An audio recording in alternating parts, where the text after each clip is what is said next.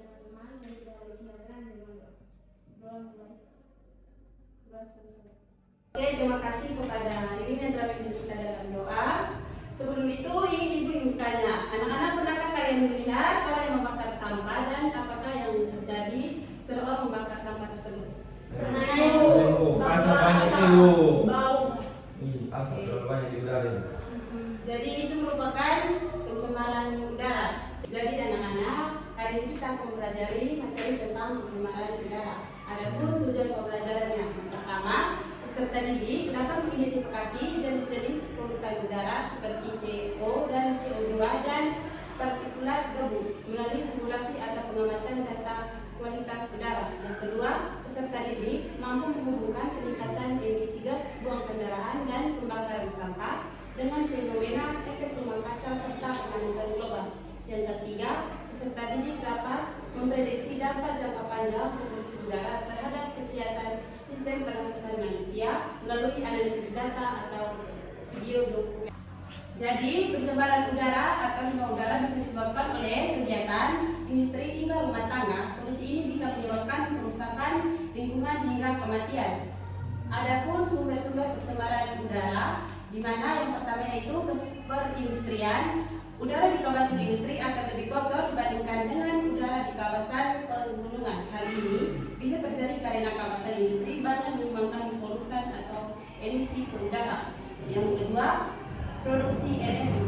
Produksi energi seperti listrik tidak hanya dilakukan dengan menggunakan tenaga air saja. Ada pula pembangkitan listrik tenaga bahan bakar fosil. Di samping itu, bahan bakar fosil juga banyak digunakan sebagai sumber energi untuk menggerakkan mesin-mesin di pabrik. Yang ketiga, emisi kendaraan. Bayangkan jumlah kendaraan, baik kendaraan pribadi maupun kendaraan umum yang ada di kawasan kota menyumbangkan cukup banyak limbah udara yang berbahaya. Yang berikut kebakaran hutan. Penyumbangan limbah udara yang cukup parah dan sering terjadi di Indonesia adalah kebakaran hutan. Kondisi ini bisa terjadi karena dua hal.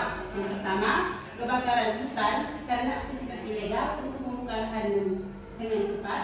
Kedua, kebakaran hutan terjadi karena kemarau panjang sehingga beberapa bagian hutan tidak terbakar. Oke anak-anak, setelah mendengar materi tadi, ini ibu ingin mengirimkan sebuah video. Coba anak-anak lihat, ibu sudah kirimkan di grup. Oke, setelah anak-anak menonton dan simak video tersebut, kira-kira apa yang terjadi pada video tersebut? Udara tercemar ibu. Polusi udara di mana-mana ibu. Asap banyak. Dan apa solusi yang diberikan jika terjadi hal tersebut lagi? Kurangi bakar sampah. Banyak tanam pohon ibu, reboisasi. Banyak sekali. Oke anak-anak, setelah mendengar materi tentang pencemaran udara tadi, sekarang tolong bagi dalam bentuk dua kelompok. Sudah ibu.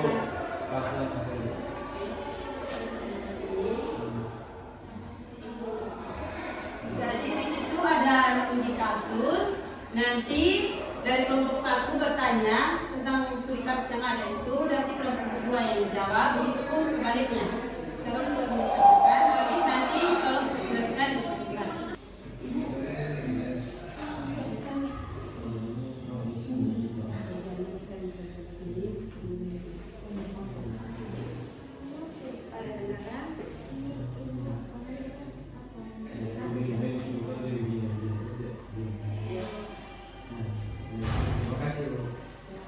Oke anak-anak, apa sudah dikerjakan? Sudah ibu.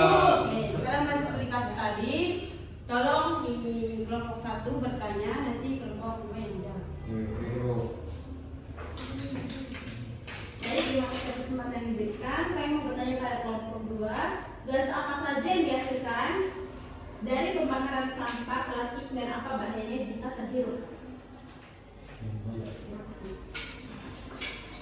Oke, terima kasih kepada kelompok satu yang sudah bertanya. Nah, dari pertanyaannya tadi, gas apa saja yang dihasilkan dari pembakaran sampah plastik dan apa bahayanya jika terhirup? Apakah benar? Nah, Ya. Nah, di sini dari materi yang sudah tadi kami analisis studi kasusnya, bahwa pembakaran sampah plastik menghasilkan gas beracun berbahaya seperti ada karbon dioksida, ada furan, dan juga ada dioksin. Nah, ada juga nitrogen dioksida dan partikel halus PE atau PM. Nah, kalau kita hirup atau terhirup itu memicu gangguan pernapasan. Nah, contohnya kalau kita ini cium saja misalnya orang bakar sampah dia punya bau tidak enak.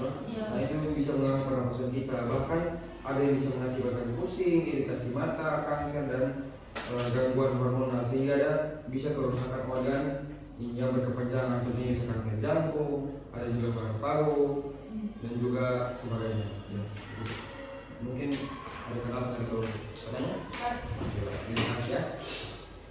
Oke, selanjutnya kelompok 2, silakan.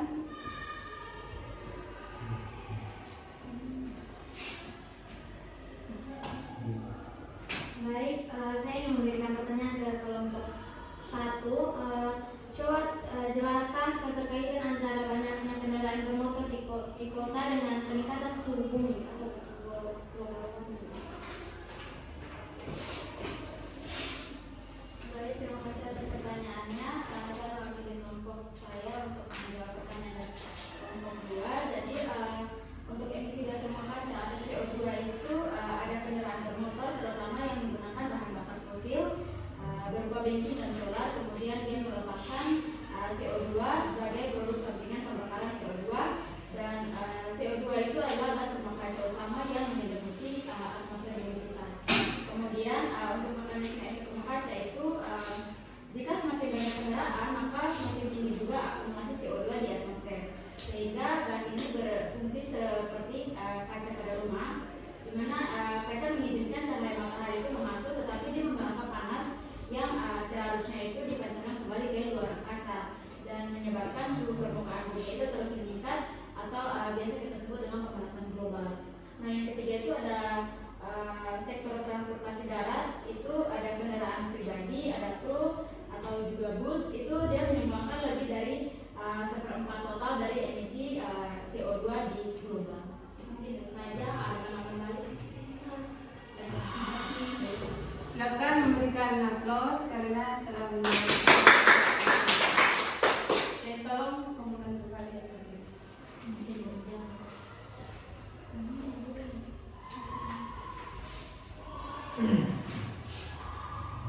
Oke, tadi Ibu sudah memberikan materi tentang pencemaran udara dan kami sudah mengatakan tentang studi kasus tadi. Dari di sini Ibu ingin bertanya kembali supaya kalian mengingat kembali apa yang telah dipelajari tadi.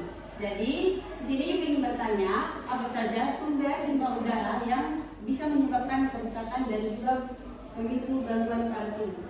Saya Bu. Silakan Mercy. Jadi untuk sumber pencemaran udara itu yang pertama ada dari perindustrian, contohnya itu dari pabrik, itu asap pabrik. Kemudian juga ada produksi energi dan emisi kendaraan dari yang menghasilkan asap kendaraan. Oke, jelasannya bagus sekali. Mungkin ada yang bisa menyempurnakan jawabannya lagi? Saya Bu, Oke, sama Ustaz. sumber pencemaran udara itu ada yang lain seperti ada yang asap rokok Ibu, terus pembakaran sampah, terus ada penggunaan bahan kimia yang bisa menyebabkan pencemaran udara yang bau tidak enak.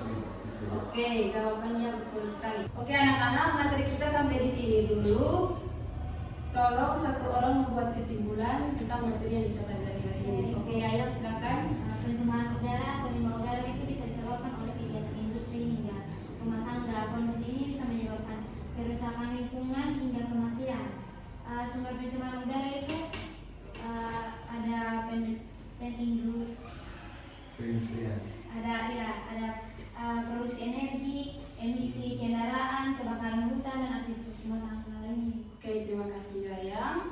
Dan untuk minggu depan materi kita tentang pencemaran air. Jadi nanti tolong kalian cari tentang studi kasus, lalu kerjakan supaya minggu depannya lagi kita presentasi.